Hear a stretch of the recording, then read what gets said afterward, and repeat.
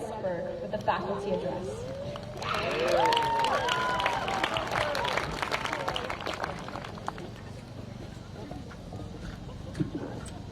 Westberg!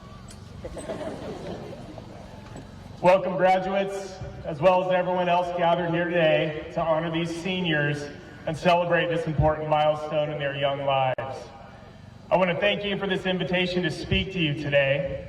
And to my students, I promise no Supreme Court case analysis, no explanation of Marbury v. Madison and why it still matters over 200 years later, no discussion of Federalist Number 10, selective incorporation doctrine, or bureaucratic discretionary authority. And finally, no more daily updates on Donald Trump's latest post, Gavin Newsom's presidential ambitions, or whichever political story convinced everyone on social media that democracy and possibly the world was ending before lunch. I've been teaching government here for the last 27 years, which means I've spent nearly 3 decades trying to convince 17 and 18-year-olds that the Constitution is exciting and that checking the news is something people do voluntarily. I've also learned a few things about high school students over the years. For example, you can memorize 27 amendments, but not your school password. You can write a 5-page essay in one night or using chat in 22 seconds, but somehow need 3 reminders to turn it in.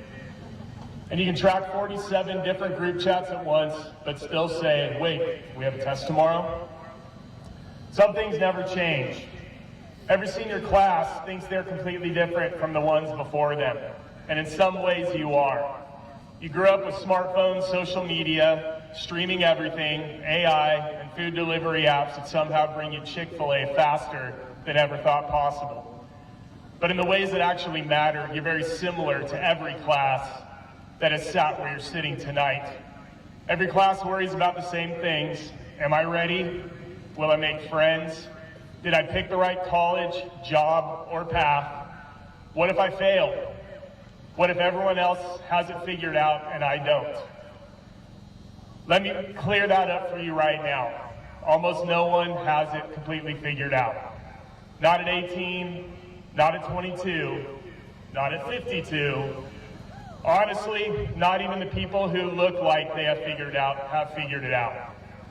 Most adults, you know, are just doing their best, trying to make good decisions, taking care of people they care about, and hoping they're getting it mostly right. So if you feel uncertain about the future, you're not behind, you're normal. Over the years, I've had thousands of students pass through my classroom. Some became doctors, lawyers, engineers, teachers, business owners, police and military officers, and even a congressman.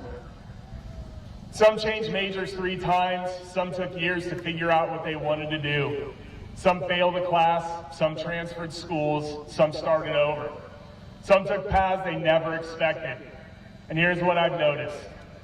The students who ended up the happiest and most successful were not the ones who had everything planned perfectly at 18.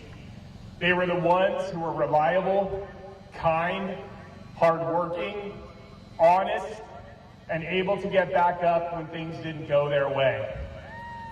Because life is going to be full of setbacks and curveballs. Plans change, things fail, people disappoint you, you'll have moments where things don't work out the way you hoped.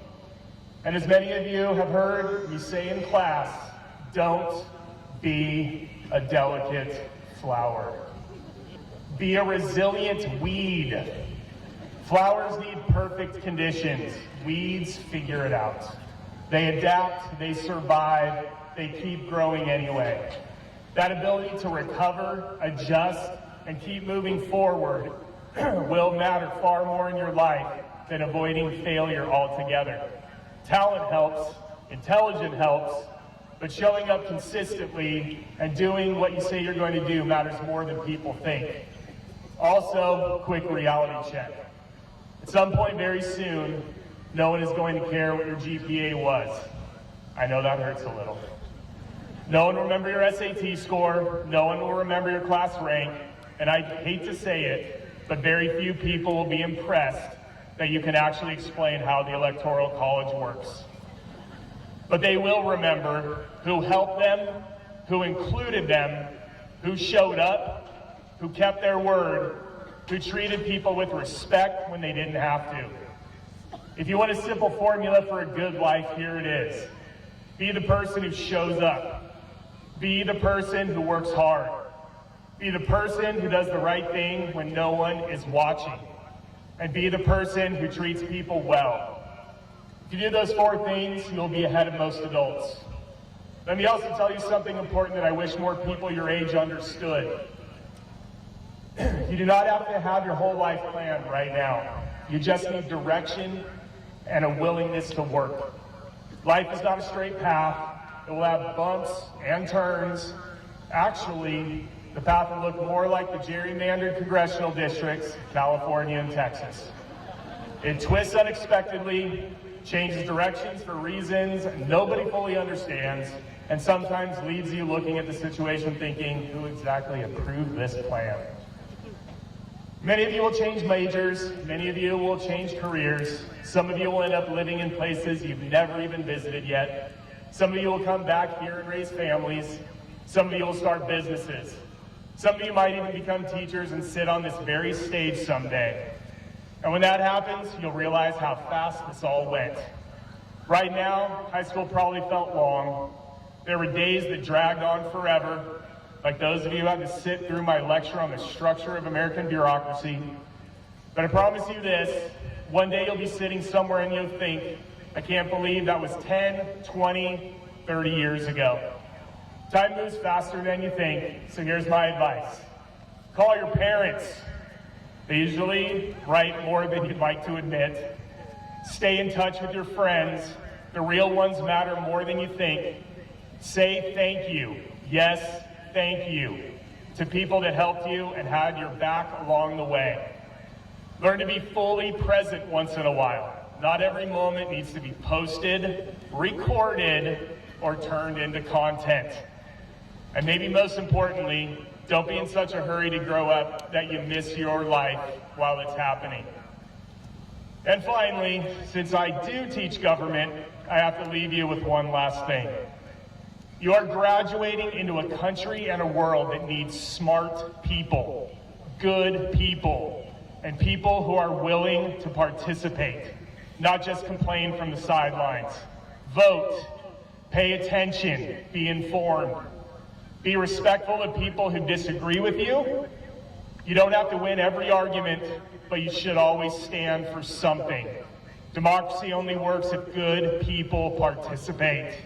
And finally, class of 26, I hope you find work that challenges you.